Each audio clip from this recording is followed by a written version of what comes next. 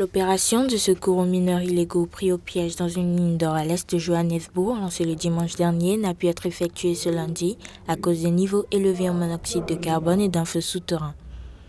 À l'heure où nous parlons, l'opération de secours a été interrompue à cause de la situation sous terre et notamment la fumée et le feu qui se trouvent dans la zone vers laquelle nous avançons et où les corps se trouvent.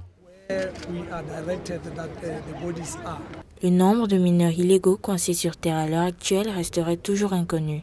Néanmoins, 4 d'entre eux ont déjà été secourus par l'équipe de sauvetage et il est fort probable que les autres mineurs soient déjà morts. Un plus grand nombre de victimes n'a pu être sauvé à cause de l'exiguïté de l'espace. L'espace est tellement petit qu'on ne peut pas utiliser notre équipement de secours pour avancer. On demande aux personnes et résidents de cette zone de travailler avec nous pour cette opération de secours afin de s'assurer qu'il n'y ait plus de victimes alors qu'on avance.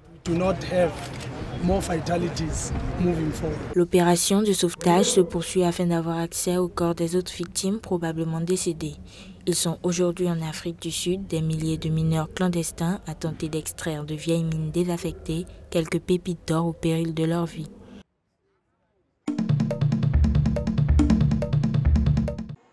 Au Ghana, une compétition inspirée des Jeux Olympiques de Rio oppose plusieurs jeunes sprinteurs ghanéens qui ont l'ambition de faire partir des humains les plus rapides du Ghana. C'est une initiative de l'ancien olympien Rex Broby dont le but est de dénicher la prochaine génération d'athlètes du pays.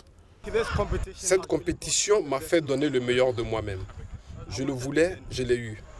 Tout le monde est fier de moi et moi aussi je suis content. La compétition fondée en 2013 n'avait pas pour unique but de révéler les futurs athlètes ghanéens, mais aussi de réunir des fonds pour relancer l'athlétisme. Rex Broby a l'intention de suivre ces nouveaux athlètes sur tous les plans afin que dans cette année, ils puissent représenter valablement le Ghana dans de grandes compétitions. Il faut 4 à 6 ans à un athlète pour être au sommet. Il faut qu'il tombe la tête la première sur le sol, qu'il se déchire des muscles, qu'ils entrent chez eux en pleurant. Ça fait partie du processus. Cela prend 4 à 6 années et c'est ce que l'on recherche. Des athlètes qui seront champions du monde dans les 4 à 6 prochaines années. Pour le moment, il n'est question que d'athlétisme. Mais les organisateurs de l'événement ont comme projet de diversifier l'initiative. Il ne fait aucun doute que le Ghana est doté d'un immense talent brut dans le domaine sportif et cela nécessite un suivi afin de détecter les jeunes ayant du potentiel.